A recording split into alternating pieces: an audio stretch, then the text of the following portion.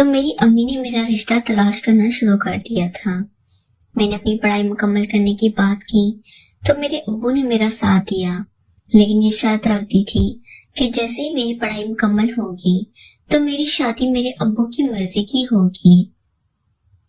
मैंने इनकी बात मान ली और इसी वजह से मुझे मजीद कुछ साल की आजादी भी मिल गई थी।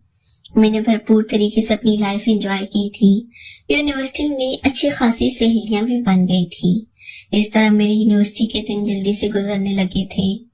मेरा आखिरी साल रह गया था तो मेरे अब्बू ने अपनी शर्त याद की और इसी बिना पर मेरा रिश्ता तलाश करना शुरू हो गए। लेकिन अब मेरे पास शादी करने के अलावा और कोई दूसरा ऑप्शन मौजूद ना था। मेरा 1 साल रह गया था और इस 1 साल के अंदर अंदर मेरे अब्बू ने मेरा रिश्ता तय कर दिया। मेरे ससुराल वाले पेशावर रहते थे। मुझे पहले तो काफी बुरा लगा था क्योंकि मैं पेशावर को बहुत छोटा शहर मानती थी, लेकिन मुझे मालूम हुआ कि मेरे ससुर का बहुत अच्छा काम है। वो मसाज पार्लर चलाते हैं, वो बहुत मशहूर हैं, तो मैं भी इस रिश्ते पर राजी हो गई थी। इस तरह 1 साल के अंदर अंदर शादी की तैयारियां हुई और मेरी पढ़ाई के खत्म होने के फौरन बाद ही मेरी शादी हो गई थी। मैं पेशावर आ गई थी। मेरा ससुराल बहुत ही अच्छा था। सब लोग मेरे साथ बहुत अच्छा रवैया रखते थे। मेरी शादी 30 साल की उम्र में हुई थी। मेरे शौहर भी मेरी हर चीज का ख्याल रखते थे। मुझे किसी भी किस्म की कोई कमी महसूस नहीं होने देते थे, लेकिन उन्होंने मुझे समझाया था कि पेशावर लाहौर से बहुत मुख्तलिफ है। यहाँ लोग खानदान के बारे में बहुत तबसरे करते हैं और अपनी औरतों को छुपाने पर तरजीह देते हैं। मैं अपनी शौहर की बात समझ गई थी, इसलिए मैंने पर्दा करना शुरू कर दिया था। मुझे शुरू में काफी मुश्किल होती थी क्योंकि ये मेरे बस की बात नहीं थी, लेकिन फिर आहिस्ता आहिस्ता मुझे भी आदत होने लगी थी। मैं अक्सर लाहौर जाती थी और 2-2 हफ्ते बाद पेशावर वापस जाती थी। लाहौर जाकर मैं अपना सारा काम करती थी क्योंकि पेशावर में मैं कभी भी घूमने नहीं जाती और मैं घर से बाहर कम निकलती थी। मेरे शौहर ने मुझे समझाया कि मैं सारी जिंदगी ऐसे नहीं रह सकती, इसलिए मुझे सबसे घुल मिल कर रहना पड़ेगा। इसने 3-4 घर के बारे में मुझसे बात की कि वो खवातीन काफी समझदार हैं, तो मैं ज्यादा वक्त इनके साथ ही बैठा करूं।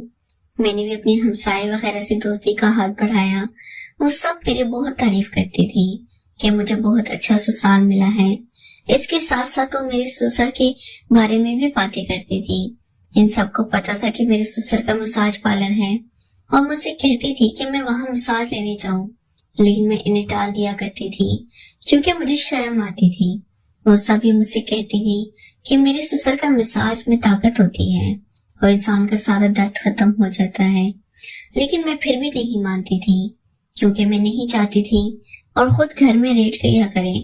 इस तरह इनका मसाज पार्लर भी चला रहेगा और इनकी सेहत भी अच्छी रहेगी। मेरे शौहर ने मेरे इस मशवरे को भी रद्द कर दिया था। इस दिन के बाद से मैंने इन्हें कहना छोड़ दिया था।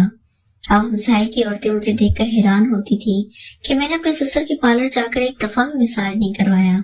वो लोग एक दूसरे से बातें करती थी कि इनके हाथ में जादू है और दिल करते कि इनसे मसाज करवाते रहे। मुझे इनकी बात सुनकर काफी शर्म आती थी। इसके साथ साथ दिलचस्प भी होता था क्योंकि एक मसाज में ऐसा क्या होता है जो इतना सुकून देता है। मैंने अब अपने ससुर से खुद ही पूछने का फैसला किया था। एक रात जब मैंने खाना दे रही थी तो मैंने इनसे पूछ लिया कि इनका मसाज पार्लर कैसा चल रहा है। इस पर बहुत खुशी खुशी बताने लगे थे कि बिल्कुल सही चल रहा है। मैंने इनसे कहा कि औरतें मुझसे इनकी मसाज पार्लर की बहुत तारीफ करती हैं, तो इनका रंग उड़ गया था। मुझे कुछ समझ न लगी और वो भी चुप हो गए। मुझे दाल में कुछ काला लगा था, लेकिन मैंने इस बात का जिक्र किसी से भी नहीं किया था। अब मुझे तजस होने लगा। मेरे शौहर ने मुझे इजाजत नहीं दी थी कि मैं अकेले घर से बाहर जाऊं, इसलिए मैं मसाज पार्लर भी नहीं जा सकती थी। कुछ दिन ऐसे ही गुजर गए थे। एक दिन मैंने अपने शौहर से डर कर इजाजत मांगी कि मुझे पार्लर जाना है। जब इन्होंने साफ मना कर दिया कि मुझे किसी अच्छे से मसाज सेंटर लेकर जाएंगे और वापस भी खुद ही लाएंगे, मुझे हैरानी हुई कि मैं अपने ससुर के मसाज पार्लर क्यों नहीं जा सकती। इसलिए मैंने इनसे दोबारा कहा मुझे अपने ससुर के मसाज पार्लर ही जाना है। तो वो कहने लगे वो सिर्फ मोहल्ले की औरतों के लिए होता है और मैं लाहौर की डिफेंस से आई हुई हूँ, तो मुझे मसाज पार्लर सूट नहीं करेगा। मैं आपकी बात समझ गई थी और अब मैंने इन्हें समझाया कि ऐसी कोई बात नहीं है। मुझे इस माहौल की आदत हो गई है और मुझे इस पार्लर जाने में कोई भी परेशानी नहीं होगी, तो इन्होंने मुझे इजाजत दे दी थी। और कहने लगे कि वो कल ही मुझे वहां छोड़ देंगे, जबकि वापस मैं खुद ही आऊंगी।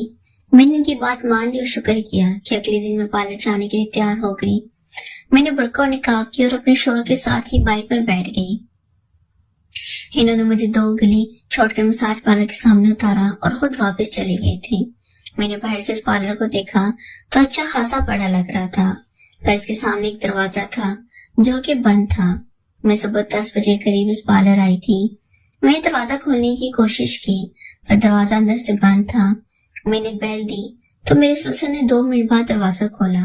वो मुझे पहचान न सके थे क्योंकि मेरा निकाब दूसरी निकाब से मुख्तलिफ था। मैंने इस बात का फायदा उठाया और अपनी आवाज भी बदल ली ताकि इन्हें मुझ पर शक न हो सके। अब वो मुझसे पूछने लगे थे कि मुझे क्या काम है। जब मैंने इनसे कहा कि मुझे मसाज चाहिए तो मुझे अंदर लेकर आ गए। यह मसाज पार्लर एक घर की तरह था। इसके अंदर जगह जगह पर पर्दे लगे थे। मेरे ससुर मुझे एक छोटे से बेंच की जानिब लेकर गए और साथ इन्होंने पर्दा आगे कर दिया था। मैं हैरान हो रही थी क्योंकि इस पार्लर में मुझे कोई दूर कर नहीं दिखाई दे रहा था। मैंने इनसे पूछा कि क्या वो खुद ही मसाज करते हैं। जब वो कहने लगे सब औरतें इनका मसाज लेती हैं और ज्यादातर इसी वक्त आती हैं, इसलिए इन्होंने वर्कर नहीं रखा। मैं पहले तो बहुत डरी थी ये जानकर कि अब इस वक्त पार्लर में मैं अपने ससुर के साथ अकेली हूँ, लेकिन फिर हिम्मत की जब ससुर ने मुझे तैयार होने को कहा। मैं इनका मतलब जान गई, लेकिन मैंने सिर्फ अपना बुर्का उतारा जबकि निकाब इसी तरह किए रखा। मेरे ससुर ने कोई सवाल ना किया। मैं इस बेंच पर लेट गई। अब वो मेरा मसाज करने लगे। मुझे कुछ देर बाद सुकून मिलने लगा, पर ऐसा ऐसा मैं नींद की वादियों में चली गई। मुझे कुछ अजीब सा महसूस हुआ तो फौरन मेरी आंख खुल गई थी। मैं इनसे पूछने लगी ये क्या कर रहे हैं। जब मैं वो भी जल्दी से करने लगे, मैंने खुद से इनसे छुड़वाना चाहा। मैं ये भी नहीं चाहती थी कि इन्हें मालूम हो जाए कि मैं इनकी बहू हूँ।